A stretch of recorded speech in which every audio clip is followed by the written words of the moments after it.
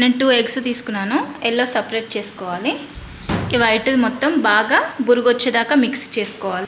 ఇలా మిక్స్ చేసుకున్న తర్వాత ఇందులో కొద్దిగా సాల్ట్, ఆనియన్స్, మిర్చి పౌడర్, కొద్దిగా మిర్చి పౌడర్, కొద్దిగా సాల్ట్, కొన్ని ఆనియన్స్ను వేసుకొని మళ్ళీ మిక్స్ చేసుకోవాలి. కడాయిలో కొద్దిగా ఆయిల్ ఇలా వేసుకొని మిక్స్ చేసి పెట్టుకున్న ఎగ్గుని మొత్తం ఇందులో వేసుకొని ఆమ్లెట్ వేసుకోవాలి.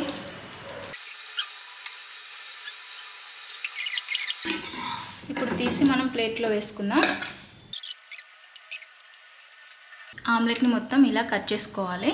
స్టవ్ ఆన్ చేసి కడాయి వేడికగానే కర్రీకి కావాల్సిన ఆయిల్ వేసుకోవాలి. ఆనియన్స్ని ఇలా చిన్నగా కట్ చేసుకోవాలి. నేను ఒక 3 ఆనియన్స్ని అలా కట్ చేసుకున్నాను. అది ఆయిల్లో వేసుకుందాం.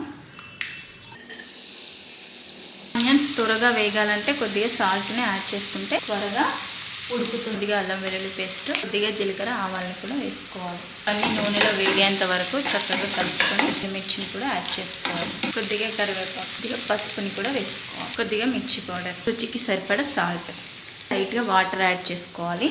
కొన్ని అయితే సరిపోతుంది. కొద్దిగా ధనియాల పొడిని యాడ్ చేసుకోవాలి.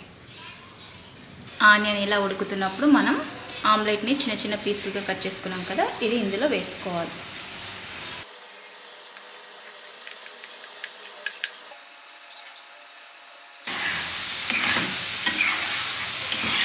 చివరిగా కొత్తిమీర వేసుకుంటే సరిపోతుంది.